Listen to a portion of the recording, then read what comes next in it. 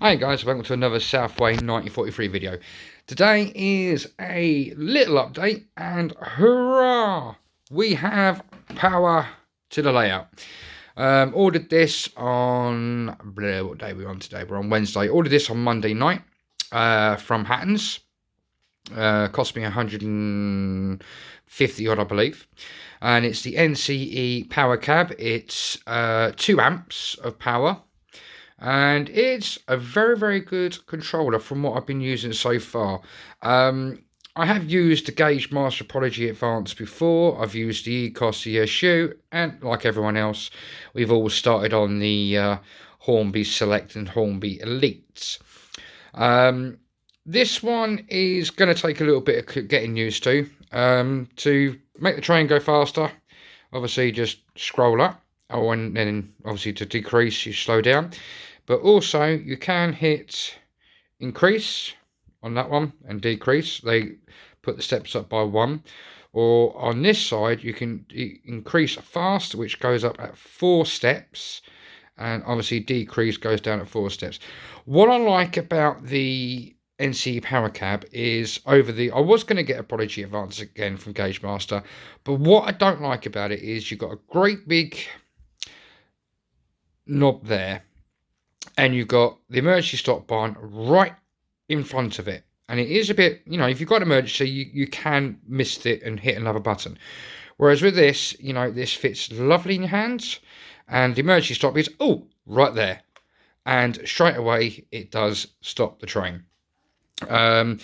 You can do all the bells and whistles. You can do the whistle there. If you've got American locomotives, you can turn the bell on and off there. You turn your headlights on there, and it comes up onto the control panel with a little L. Let's see if I can find me plug. I can't find me plug it in a minute, so I can't turn it on. It's green LCD display. You get 2 lines of information: loco, forwards, speeds. Up at the top right, you can either have the amount of amps that's being used, or you can have a running clock. Now, when it says running clock, it actually means running clock. I mean, 1 minute is about 5 seconds in normal time, so you literally see the clock running quickly. You've got all your usual functions. DeMarco is for using your point motors and things like that. Then you've got another accessory switch there. To select a loco, just literally hit that one, press the number, hit enter, and away you go.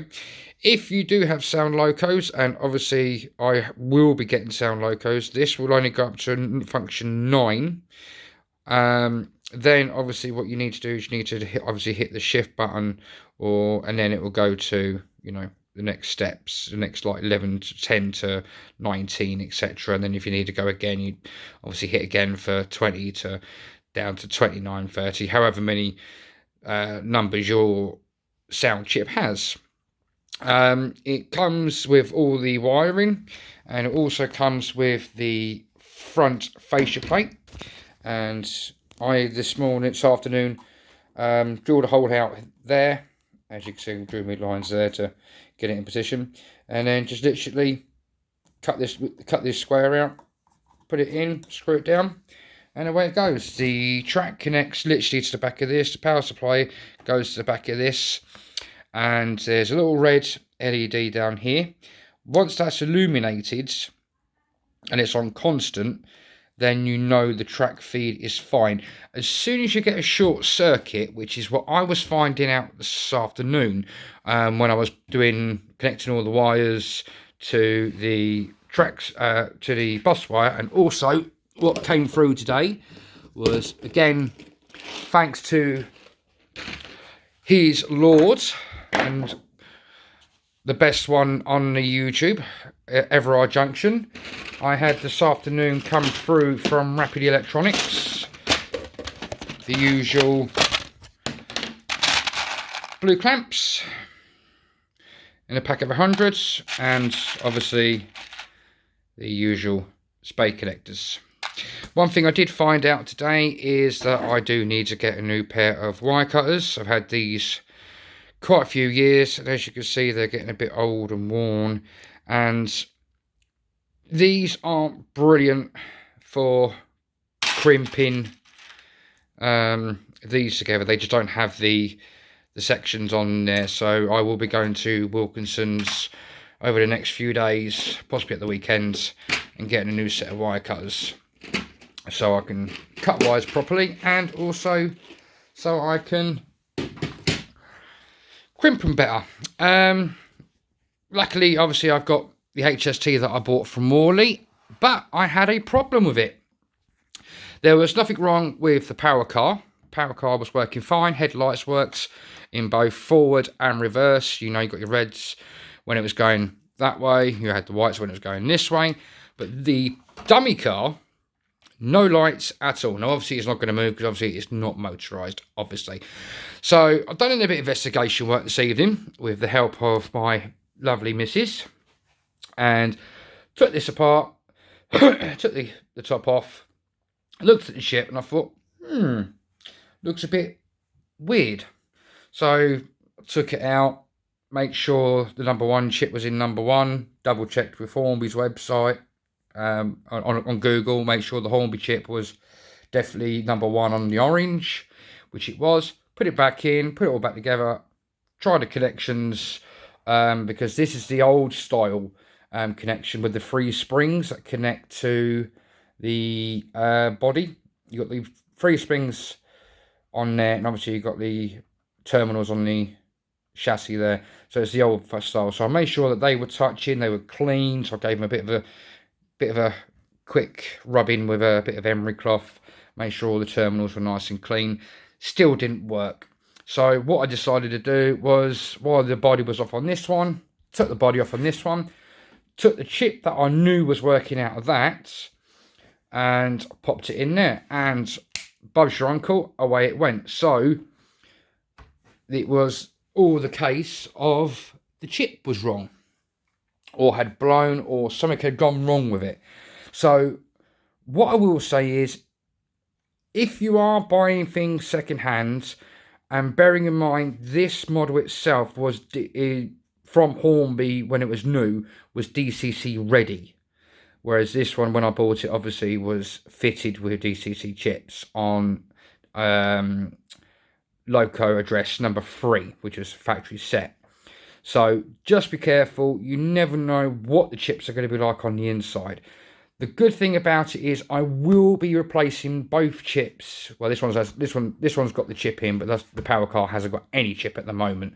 So I will keep it off the track actually for now. Obviously, I will be replacing it.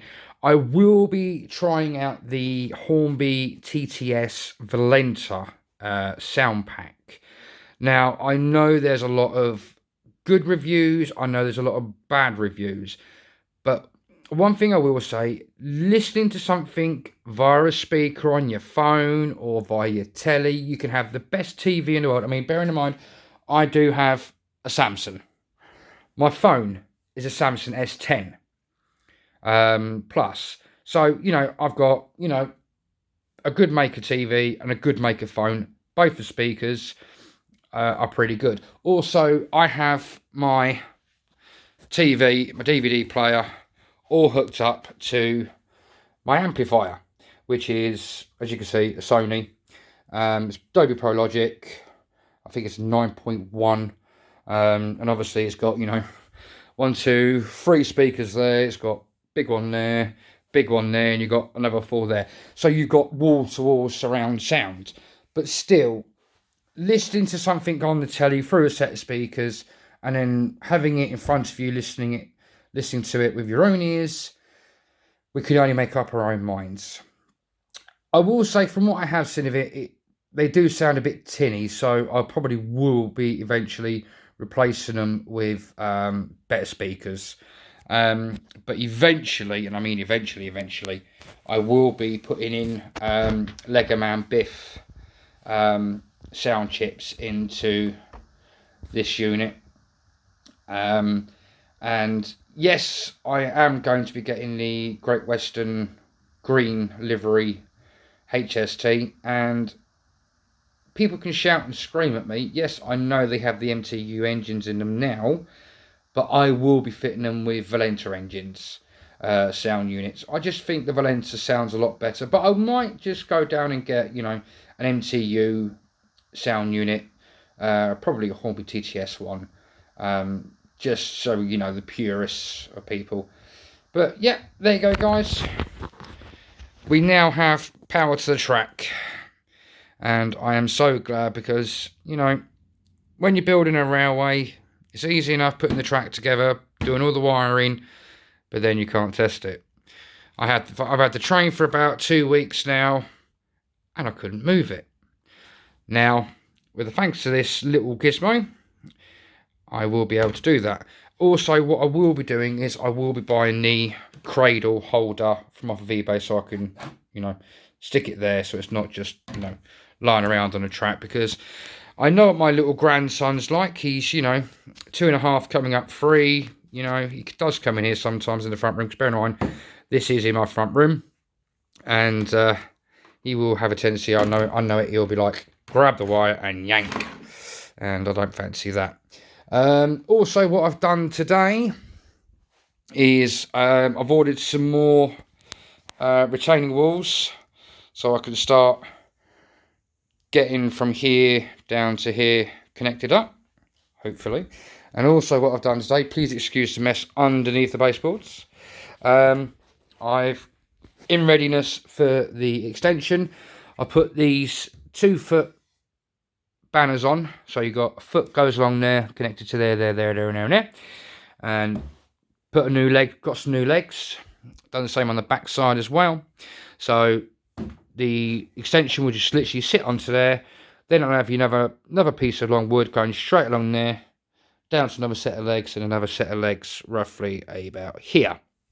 I have moved up very slightly, and as you can see, I've still got a little bit more room to come, but as you can see, guys, there's still quite a lot of, well, excuse the junk, but, you know, there's still quite a lot of room there to go. I'd say probably another good 5 to 6 foot. So there you go, guys. But thanks for watching, and hope you see you on the next video. Take care, guys, and have a nice day. Bye bye for now.